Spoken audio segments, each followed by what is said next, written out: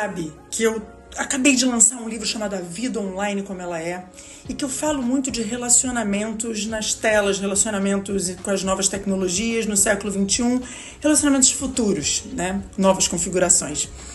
Então, todos esses assuntos me interessam muito e hoje eu tô aqui para falar de um que me interessou especialmente. Eu comecei a ler a respeito, vi uma postagem, comecei a pesquisar, não só porque falo disso cotidianamente no livro, mas também porque é objeto de estudo acadêmico, então eu tô sempre nessa pegada aí nesse assunto. Hoje eu vou falar de micro-romance. O micro-romance, quando eu li a postagem dizia que vai ser tendência para 2025. Eu fui entender o que é micro-romance. E, na verdade, assim, é interessante porque o micro-romance, ele se adapta aos novos tempos. Nós vivemos tempos em que o tempo é escasso. A gente disputa tempo, né? As plataformas de streaming disputam o nosso tempo. Todo mundo disputa o nosso tempo porque o nosso tempo é raro.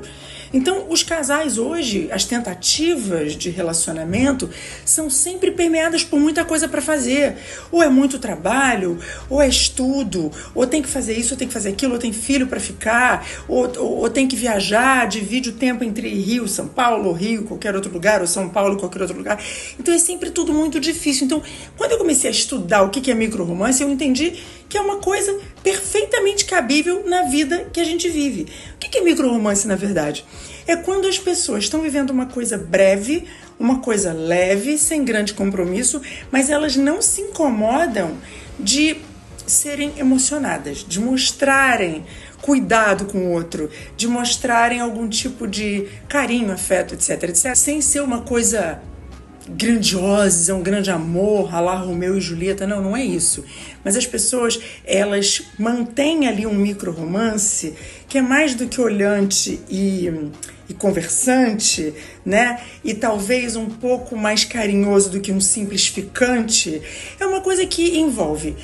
Muitas vezes é só online e outras tantas vezes envolve contato físico, as pessoas se encontram, né? Elas têm um relacionamento de alguma forma amoroso, sexual, amoroso, mas elas mantêm aquilo ali de uma maneira breve, possivelmente não vai durar muito, pode ser que evolua para um romance, mas muitas vezes não se espera mais do que simplesmente só o micro-romance. E aí, como é que isso acontece na prática? Manda-se memes, né? Faz piadinha, usa-se muito, por exemplo, o Instagram, outras redes sociais para mandar coisa um para o outro, para rir, para falar, ou no WhatsApp, né? Pessoalmente, compra uma coisinha, tá tomando um café, chama para tomar um chá, um café, compra uma coisinha, põe uma coisinha na mesa do outro, se é ambiente de trabalho. São pequenos gestos que demonstram um carinho, um afeto especial. E isso torna a relação dos dois um micro-romance. O conceito de micro-romance conversa com micro-namoro. Eu não sei se usa muito micro-namoro, mas enfim, existe a palavra original em inglês que é micro-dating. E no micro-dating é exatamente isso, é um namoro respeitando o pouco tempo de cada um, se encontra de 15 em 15 dias, ou talvez toda semana para uma caminhada, para um café, talvez um almoço, um jantar, mas são coisas breves, são coisas que não são repetidas, não são tão frequentes e que caracterizam esse micro-namoro, esse micro-romance. Eu, particularmente, não acho errado. Aí eu procurei ver quais são as gerações que mais praticam o micro-romance, né? Claro, são os milênios e a geração Z, mas nada impede de que a minha geração, outras gerações, pratiquem também, porque, na verdade, o micro-romance e o micro-namoro, eles conversam com a nossa vida hoje corrida, né, a vida do século XXI. É com isso que se conversa. Então, assim, eu queria deixar para vocês um recado de que eu não vejo nada de errado nisso. E eu gostaria de ouvir a opinião de vocês. Eu acho a gente conseguir se adaptar aos novos tempos muito bom, né? Eu tiro por mim. Quantas vezes eu não consegui aceitar um convite para sair e não era porque eu não estava afim da pessoa. Não era. Era simplesmente porque eu não conseguia. Porque eu tinha um monte de afazeres, porque eu tinha um monte de coisa e não dava para fugir. Como eu acho que a grande maioria, assim, deve ter muita gente assim. Então, eu acho os micro-relacionamentos, né? O micro-namoro, o micro-romance, assim como o reverso da moeda, que é a micro-traição, nascem dessa falta de tempo e, ao mesmo tempo, dessa facilidade na internet. Última coisa que eu queria comentar. O micro-romance e o micro-dating, né, não é tão exposto em redes sociais para os outros, não.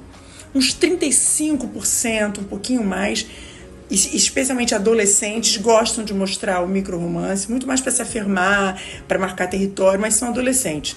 Na verdade, esse micro-romance fica interno, sabe? Não é uma coisa exposta em redes sociais. É por mensagem privada, é por WhatsApp, mas ele existe. É uma conexão especial, né? É uma coisa diferente, leve, possivelmente fugaz, não vai ser duradouro, não se espera que vire um relacionamento de anos, nem um casamento, e tá tudo bem.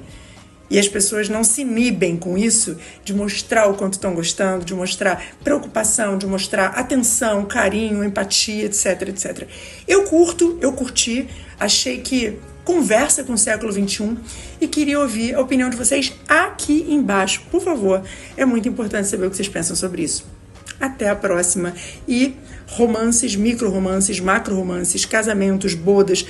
Eu desejo a vocês o que for melhor para vocês e o que fizer vocês felizes. Um beijo!